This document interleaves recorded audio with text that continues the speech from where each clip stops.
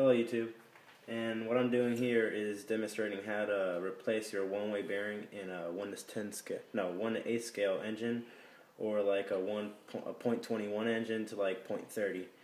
This is specifically for the EX 0.28 engine on the Mad Warrior by XCRC. But yeah, so let's jump right in. What you'll need for this engine is a 2.5 millimeter hex wrench. I have like an Allen key.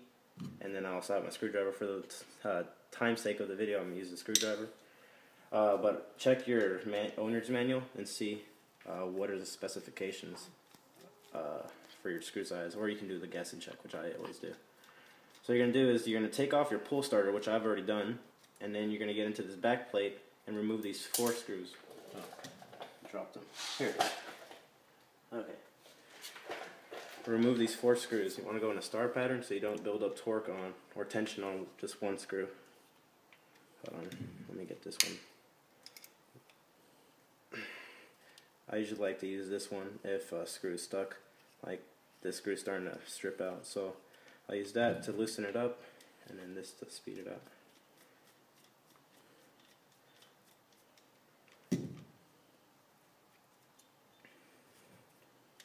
And then get your other one.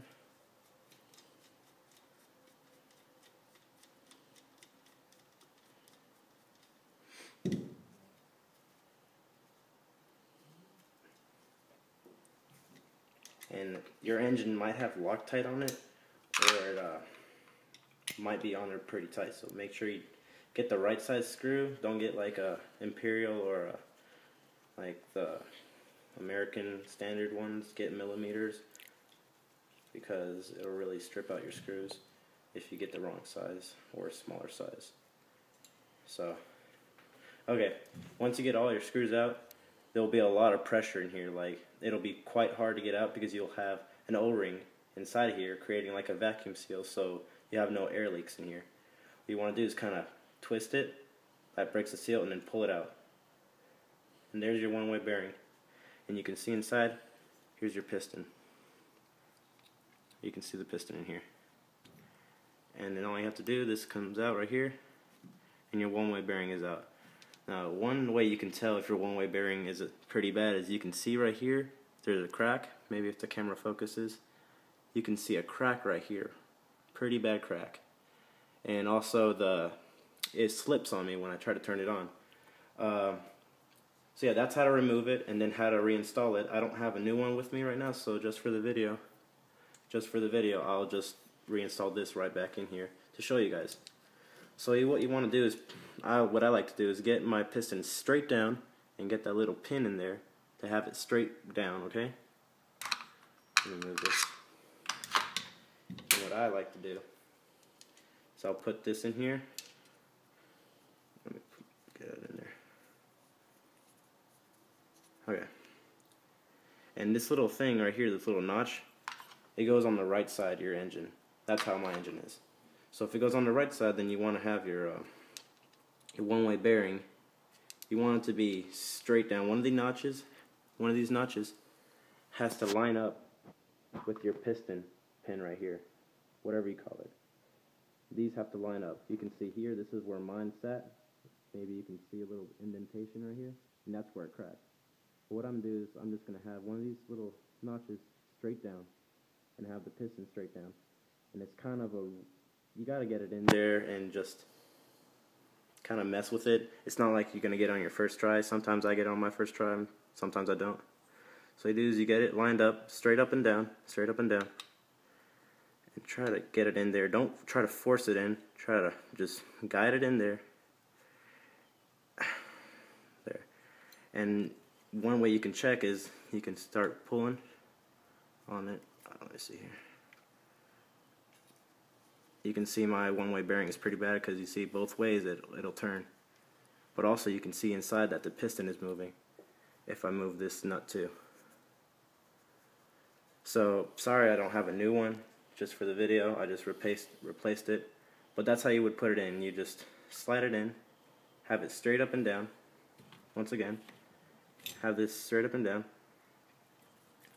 and have the piston straight up and down. Okay? You guide it in there slowly. Don't force it in there. There you go. And you'll know when it's in there. So now all you want to do is reinstall it. You might want to. I might recommend Loctite, high temperature Loctite, because this is an engine, so it will vibrate a lot. So you might want to use Loctite. I'm not going to use Loctite. My screws, they lock in pretty well. And then don't tighten it all the way. When you're screwing it back in, don't tighten them all the way yet until you get all 4 in there, so you don't create uneven tension and have your back plate uneven. So put them all in there, just get them in. Oh, this one is kind of cross-threaded. Just get it in there. No need to be a lot. You don't need a lot of force in there. Just get it in there. Put your other ones in. Oh, come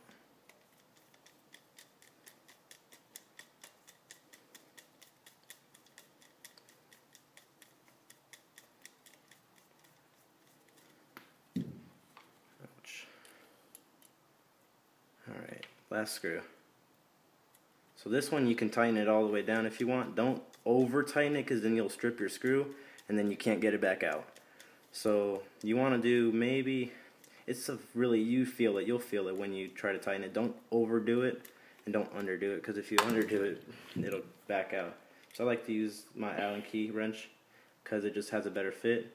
Give it a couple turns until you feel it stop, and then just one more little quarter turn. I felt it stop right there. Give it a little quarter turn right there. Star pattern, remember guys?